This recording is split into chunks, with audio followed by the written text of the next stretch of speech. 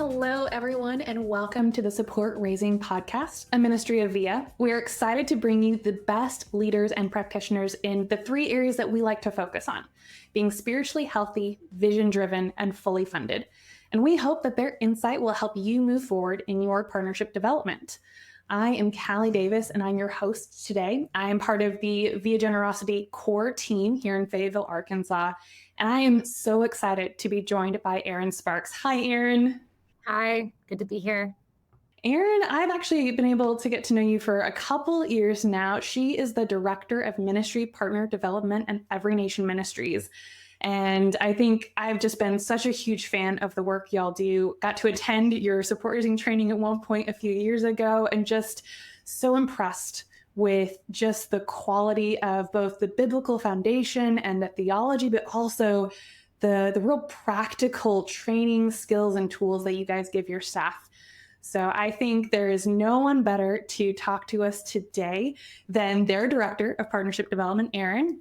You've been in this position of leading their support raising department for just, I believe, the past year, a little over that, but you have been in this space for far, far longer, coaching and training for the past 4 years, and then even before that, serving in campus ministry. So I'm excited for the wealth of experience you are bringing with you today, and hopefully we can take maybe a little bit of a step forward, get a little challenged by the topic that everyone wants to avoid with a passion: referrals.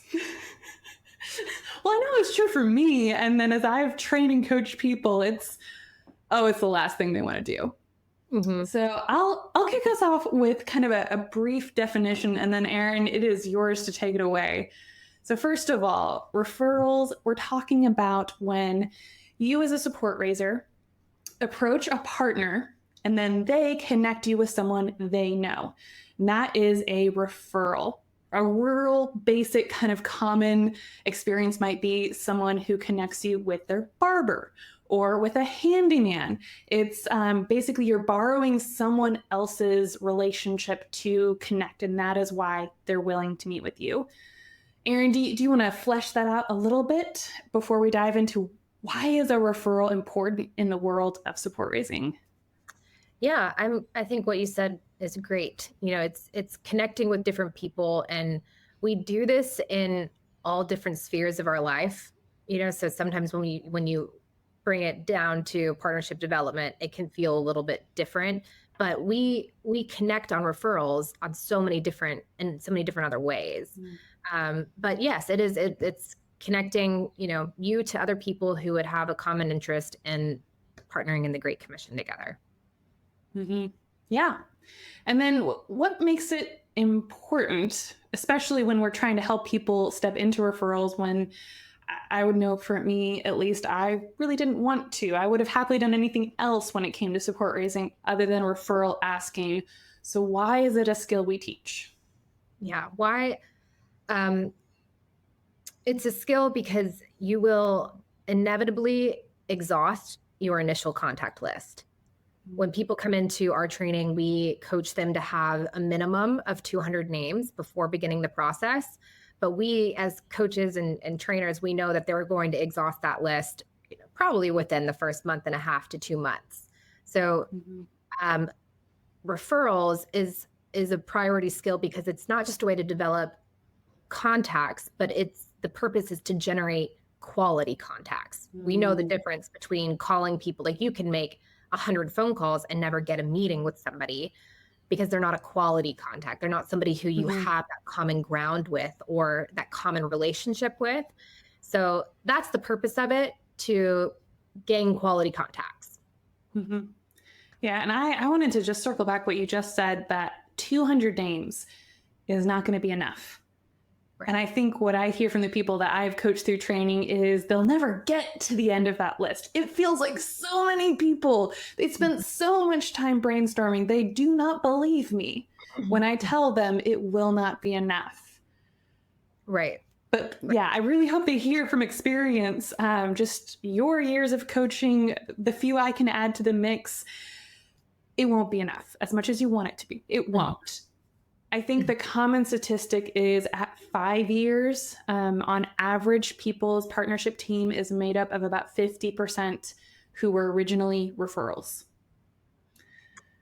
Wow. I believe it. I don't, I mean, I Hmm. love that. So I believe that. Hmm. That would probably be true of my team. Hmm. But the great part about referrals is like you're connecting about the mission. So when they're building that initial contact list, a lot of times you're like the way I define a contact when I'm training Hmm. somebody is I say you have contact information for them, Hmm. like just somebody you remember your high school teacher that you have no email for anymore. That's not a contact unless you have contact Right. information for. And then two, you're willing to contact them. Like they don't have to know how yet. That's what I'll train them to do. Mm-hmm. But they have to have those two things because if they're not willing and they've got 100 names on their list of people who they're actually not willing. We got to get that out of here. That's not. Right. Yeah. So when you think about referrals, those meet those definitions so well. And because you're Mm-hmm. willing to contact them because you know that there's a common ground, you know that there's interest, and so those people tend to stay on your team longer because they have oftentimes a greater understanding of what it means to partner in the Great Commission because they didn't know you before. Mm-hmm. That's why your relationship started. Yeah. No, I feel that. I think it feels that the people we initially know, our friends, our family, are easier people to connect with because we know them, because we think we might predict how they'll answer or how they'll react. And referrals are a lot more unknown, a lot more uncertain. But the reason that they'll say yes is because they get the vision, not just because they like me or they're Mhm. related to me. And that's a real deep connection. The fact that they are wanting to partner with a stranger because of what they've heard, because of what you share, because of the lives they're seeing being changed. Mhm. That is very powerful. Mhm. Those are the connections you want. Those are the partners you want. I can't remember who first explained the perspective of referral asking to me, but it was so fundamental to shift of not just I need more names, I need more people, but the different why is that it's not about the people I want to partner with me. It's about the people God is calling to partner with me. And I think that is something I've seen reflected kind of just in the way you guys talk about referral asking and how, oh, I think it's listed as one of like your top skills that you need to train and learn how to do for your staff.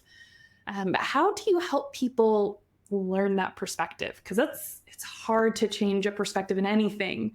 especially when it comes to like asking someone or you're facing rejection, you're facing all your insecurities. How do you help people kind of really get that?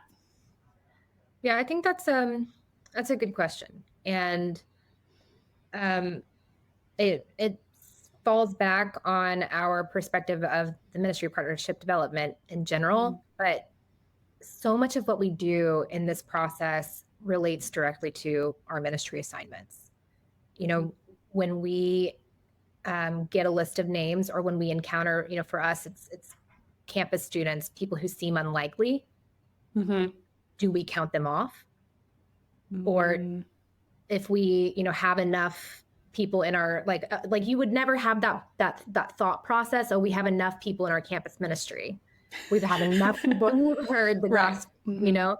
and then but somehow when we think about MPD, we are like, oh, we've hit enough, but Mm. if it's an invitation into the Great Commission, and everybody who joins your team will be at different levels of understanding of what it means to partner in the Great Commission, and that's fine. My hope is that whether they partner with me just by meeting with me or just having a good conversation on the phone about it, but they never even take a Mhm. meeting, that they've had a interaction with a Christian who's passionate about the Great Commission, who really believes it, and your integrity speaks a lot. Um, Mm. when I'm training our missionaries, I tell them, like, when we first turn to we first turn to the referrals page, I tell them, this is a difficult skill. This is one of the most difficult skills in the MPD process. And in my perspective, when somebody starts to get good at referral asks, they're typically doing pretty well in the whole MPD process Mhm. overall. Mhm. But it's a difficult skill because referrals are based on trust. Like, people will trust you with their money before they will trust you with their reputation. Ooh, yeah. So when we are cutting corners, or when we are, our words aren't lining up with what we say, when you call somebody and you say, I'd love to meet with you to share about it, they say, I can't give, and you say, okay, that's fine, we don't have to meet. Well, what you said in the first place wasn't actually true, because Mhm. I would love to meet with you to share about it. It's not about money. I Right. would love to share about the Great Commission. But if we, skip that meeting because we already know that they can't give, then that's revealing what we really believe. And so Mm. your integrity lays a foundation for you to build trust with people. And sometimes, like, you'll have to remain diligent as people grow in their understanding and as they grow in trust with you. So if people hesitate to give me referrals at first, that's okay. I know that Mhm. I need to build more trust and let them see the fruit of what Mhm. partnership is. Yeah. And then, to stay diligent to ask. Mhm. Well, I'm curious, can you get into some of the practicals of maybe where do you start with referral asking with people that are kind of willing to connect you? What are kind of the skills or the practicals there? And then I am curious, I want to circle back to how do you build trust with people that are initially very resistant? Sure. I love talking about the practicals. This is where I live. um, Yes. yes. So first, to think about referrals as two different skills. So there's the skill of getting the referral, and then there's the skill of reaching out to the referral.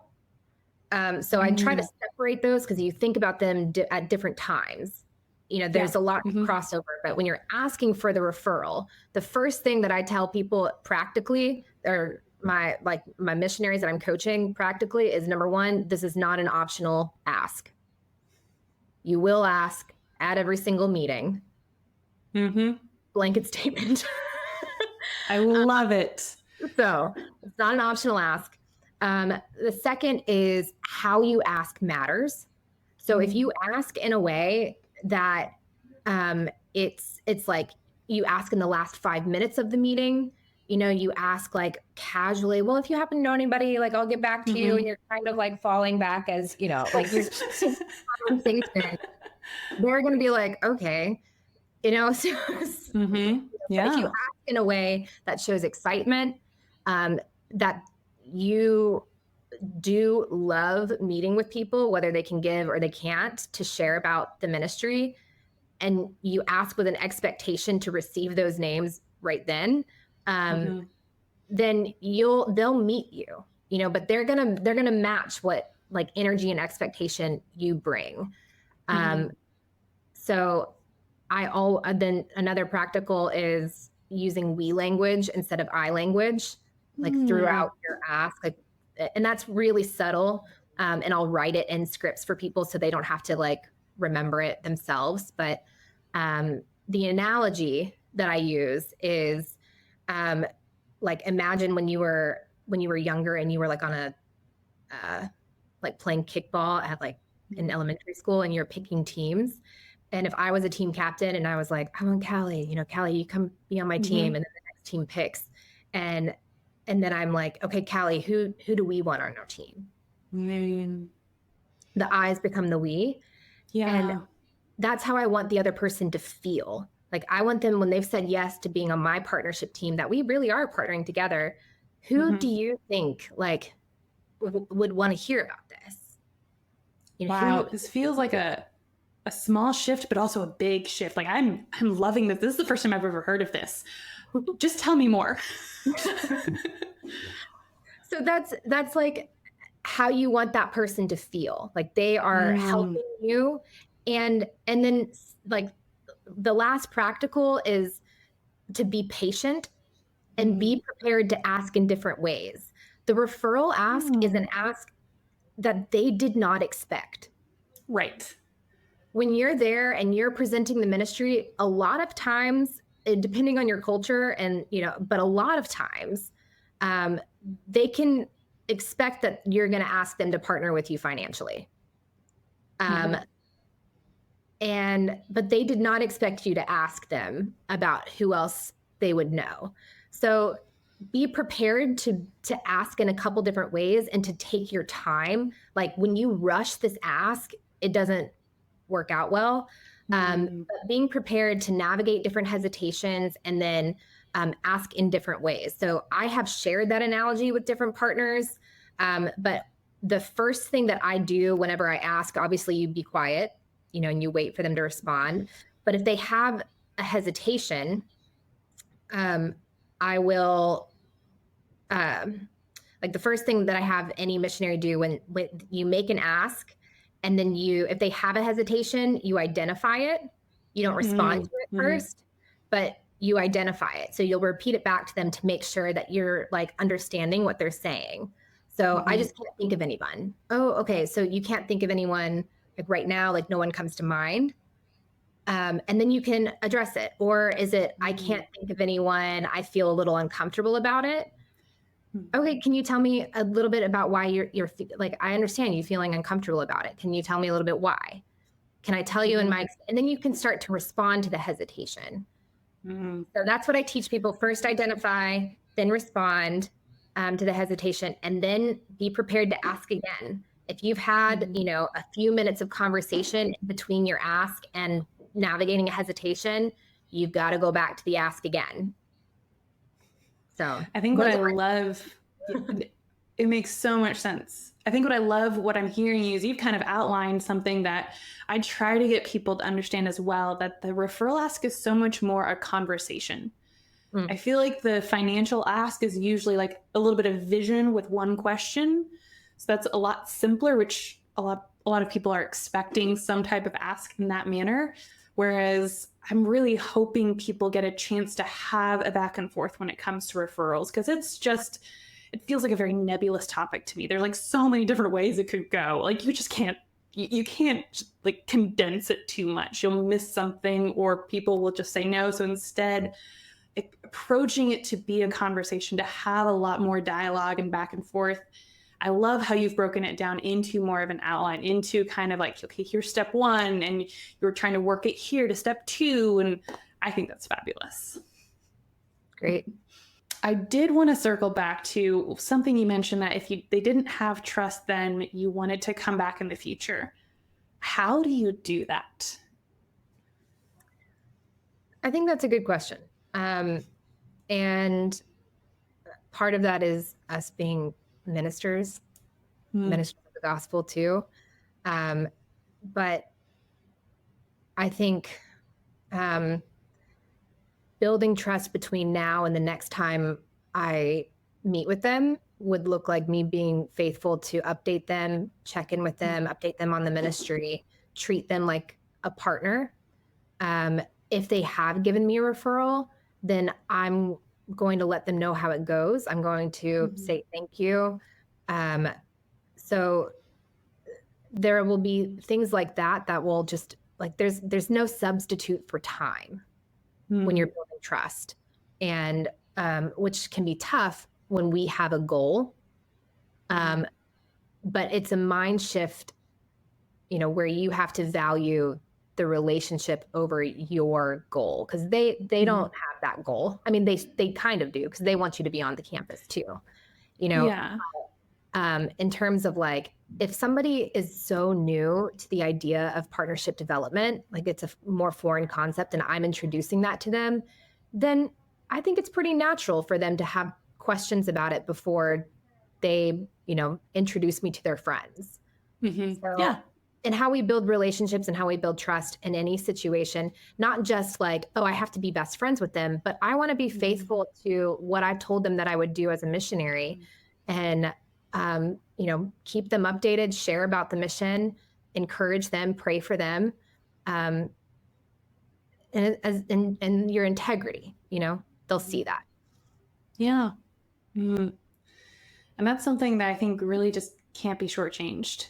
The communication, the follow-up, the connection to your partners, you can't skip it.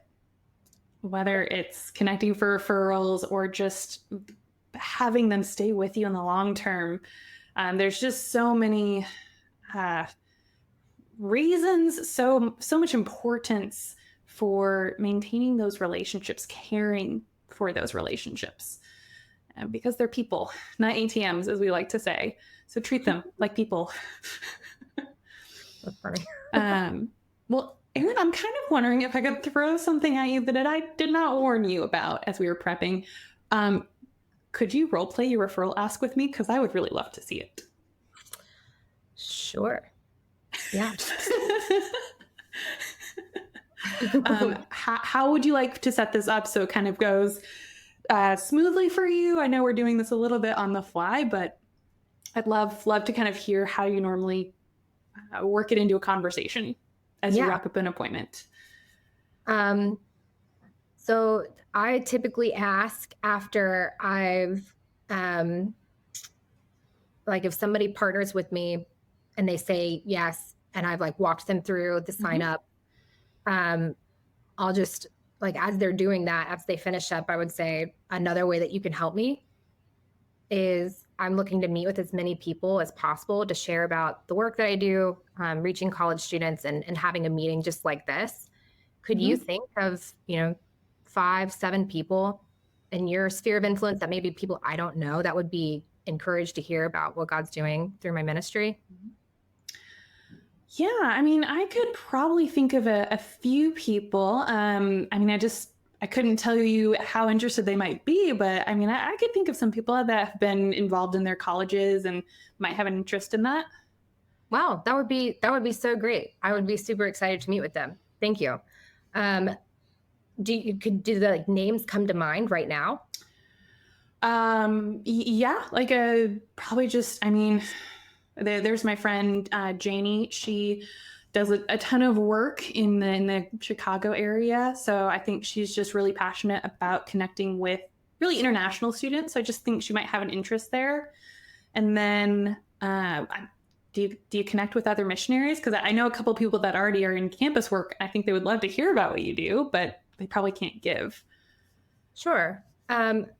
So don't worry about people who can give or who cannot. Like I genuinely love meeting with different people to share about the work. And so yes, anyone you can think of, Janie, she's in Chicago. How do you know her again? Oh yeah, we were roommates for a couple years. Okay, awesome. And then you said a couple other missionaries. Yeah, there's a couple, James and Kathy. They work over in Oklahoma. I met them at just kind of a random campus ministry. It was a weird, long story, but we've stayed connected, and it happens. And then, well, of course, my brother Jeff. They are so involved. They live down in Texas and would be just thrilled. They really care about a lot of ministry work. Ministry really impacted him and his wife as they were in college on campus. So I can't promise anything beyond that, but they'd probably be interested. That is so sweet. I love meeting with people's family. I feel like, I don't know if you feel like this, but whenever I meet people's family, I feel like I understand them a little bit more. So true. So true. Yeah. Okay. So Janie, James and Kathy, your brother Jeff. I know that you mentioned the Bible study group that you go to. Do you think anybody from there? Let me think.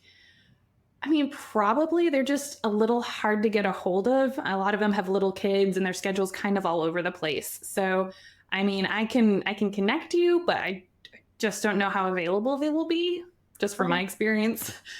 Okay. No worries. What do you think, like if you were trying to get in contact with them, like what would be the best way that you would get in contact with them? I mean, I usually text all these people.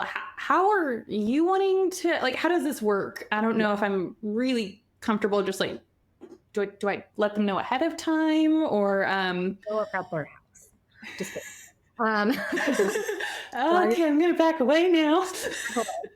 No, so I kind of rely on like on your relationship with them. Like, you know, these people best. And so typically what works best is if you reach out to them and you don't feel the pressure to explain like all of my ministry, but if you reach out to them and said like, I met with Erin, she's a missionary at Vanderbilt University, and she's working and training missionaries, and I gave her, or could I give her your contact, whether like however that sits, whether you need to ask or whether you can just go for it, send it, I don't know. Okay, yeah.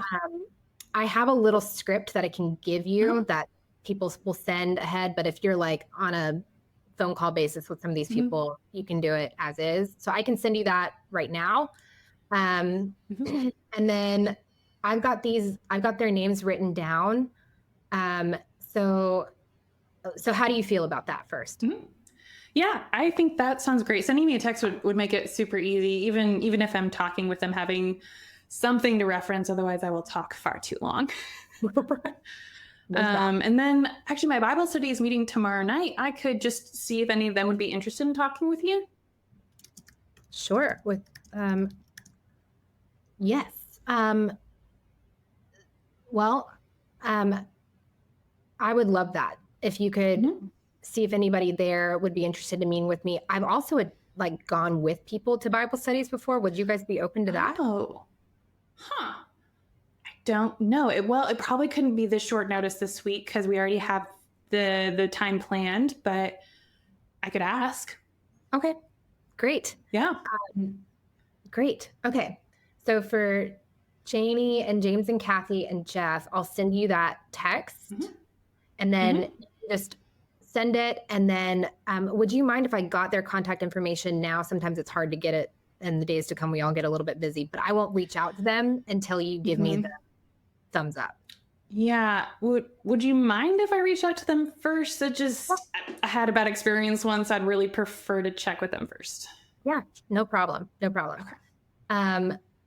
I'll send that to you. And then let's see, today's Monday. I'll try to reach out. If you could send that to them like in the next couple of days, I'll try to reach back out to you. Maybe I could reach back out to you Wednesday night after your Bible study. And then, okay. So let me look. Wednesday, what do you have going on? Can I give you a call at like 6? Maybe 14 minutes? Yes. I want to say like a little bit closer to 7 would be a little better. Okay, great. I will call you at 7. And awesome. I look forward to meeting with these people. Thank you so much. Wow. I really appreciate it. Of course, yeah. Wow. Thank you. I was impressed. Thank you. How long did it take you to feel really comfortable and conversational with your script or kind of with your outline that you use when you ask for a referral? Like I said, referrals is a difficult skill. It develops over time. I will preach that forever. And I think it became, I don't know how long it took. I think what it took me was like focusing on the purpose. And I want to meet with these people. If they have good connections for me, that's going to be great. So, and then I also imagined myself in their shoes. How would I feel if somebody was asking me? How would I want them to respond? How would I want them to like treat the people that I'm giving the information out? So a lot of it was like, I know what I need. The question of like, what's the best way for me to reach out to these people? You're going to know the answer to that. You're going to know, how you want to open that conversation. I have an idea, but if you have a better idea, then honestly, we might go with yours because you know these people better than I do. So I have in my mind that like we are kind of problem solving this together. I do this for a living, so I know what's best, so if I but like, these people better. So you'll have really good input on the how. Yeah. Well, I love that. I don't know if there's a lot more we can add. Do you have a final thought as we wrap up? Because I just want to like hit play on this recording already. I feel like I have learned so much. Any final thoughts, Erin? Um, I think my final thought about referrals would be build trust, walk in integrity, and ask for what you want. Mm. And if you're doing that, then I think you're going to make some good progress.